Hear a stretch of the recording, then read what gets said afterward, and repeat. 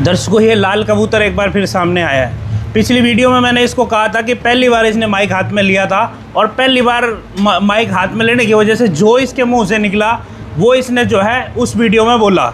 इसको लग रहा है कि भाई शायद मेरे से गलती होगी, तो ये सफाई देने की कोशिश कर रहा है। पहले इस लाल कबूतर की सुनो आप, फिर इसकी हिंदी करते हैं। आपने सबने पता है वो सारा तोड़ मरोड़ के वो पेश किया जा रहा है।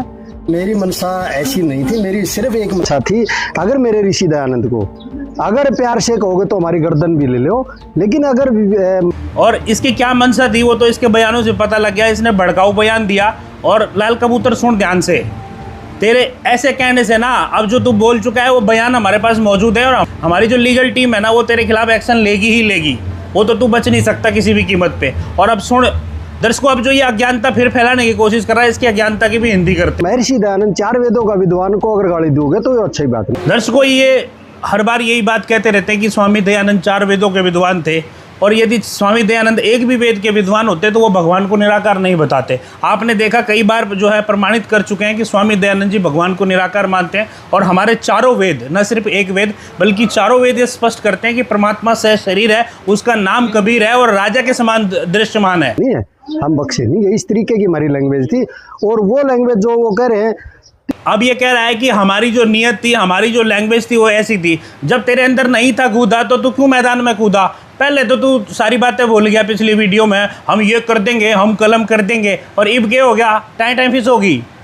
तो यही होता है जब पहली बार माइक हाथ में लेते हैं ना, तो सोच समझ के बोलना चाहिए कि आपको बोलना क्या है। 3 व्यक्तियों की नियत्ते, 3 व्यक्तियों की निहत्ते व्यक्तियों पर 3-4 बार उन्होंने गोलियां 2 किलोमीटर से चलाई।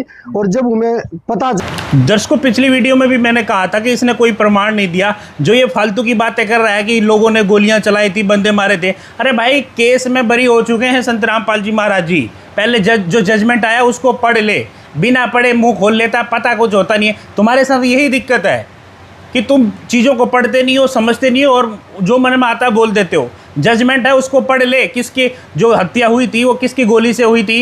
ये सिर्फ रामपाल है, ये संत नहीं है। ये तेरे कहने से संत है कि नहीं है ये फर्क नहीं पड़ता। आज पूरा हरियाणा संत रामपाल जी महाराज जी को संत मान रहा है, जगत गुरु मान रहा है, और आज संत रामपाल जी महाराज जी के सानिध्य में पूरा हरियाणा चलने को तैयार है। जो ये इसके अनुयायी है ये नहीं चाहते अकबर रामपाल बाहर रहे।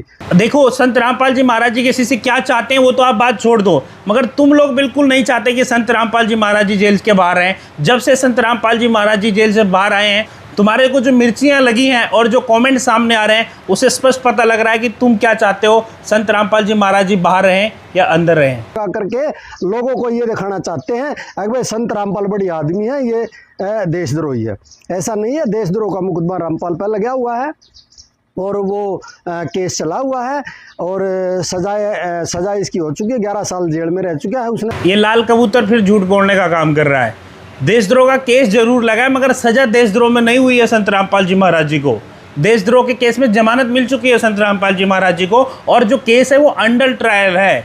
वो थोड़ी सी जानकारी मेरे भाई, थोड़ी जानकारी लिया करो। मैंने पिछली वीडियो में भी कहा था कि 1.5 उम्र का हो रहा है तू, और तेरा झूठ बोलने के अलावा और कोई काम नहीं आता, और तू अपने आप को आर्य भी कह है। मैंने तो शर्म आती तना आर्य कहते भी। जो ऋषि दयानंद को दुराचारी बोल रहे हैं, नशेड़ी बोल रहे हैं, उल्लू बोल रहे हैं, यार ऐसे महर्षि दयानंद को ऐसे। भाई हम नहीं कहते स्वामी दयानंद को, ये तो दयानंद जी खुद लिखवा के जा रहे हैं। वो नशा करा करते थे, जो स्वामी दयानंद था वो खुद भांग पिया करता। 4 प्रकार के नशे तो स्वामी दयानंद किया करता। अब जो नशा करेगा उसको नशेड़ी कहोगे या समाज सुधारक कहोगे, ये तुम डिसाइड कर लो।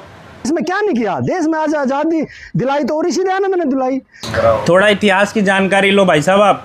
आज़ादी किसने दिलाई वो सबको पता है। दयानंद का क्या रोल था आज़ादी में, उनकी हिस्ट्री में दयानंद जी कहाँ घूम रहे, स्वतंत्रता लड़ाई में दयानंद जी कहाँ घूम रहे थे, थोड़ा उनकी जीवनी पढ़ लो अच्छे से। दयानंद ने आज महिला जो राष्ट्रपति प्रधानमंत्री तक बैठी है, वो मुख्यमंत्री तक बैठी है, और ऋषि दयानंद की देन है।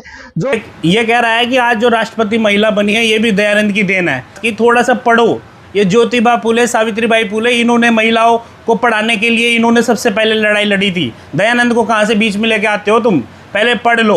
हाँ ठीक है, अगर कोई समाज का व्यक्ति आगे चलकर उस चीज़ को कंटिन्यू कर रहा है तो उसमें कोई दिक्कत नहीं है, मगर उन महापुरुषों का बलिदान, ज्योतिबा फुले, सावित्रीबाई फुले, जिनके बारे में, जिन्होंने पहला स्कूल खुलवाया महिलाओं के लिए, लड़कियों के लिए, उनको छोड़ के तुम कह रहे हो कि आज दयानंद की देन है कि राष्ट्रपति बनी है। थोड़ी जानकारी लेके आया करो भाई, क्यों बेइज्जती कराते हो तुम बार बार आके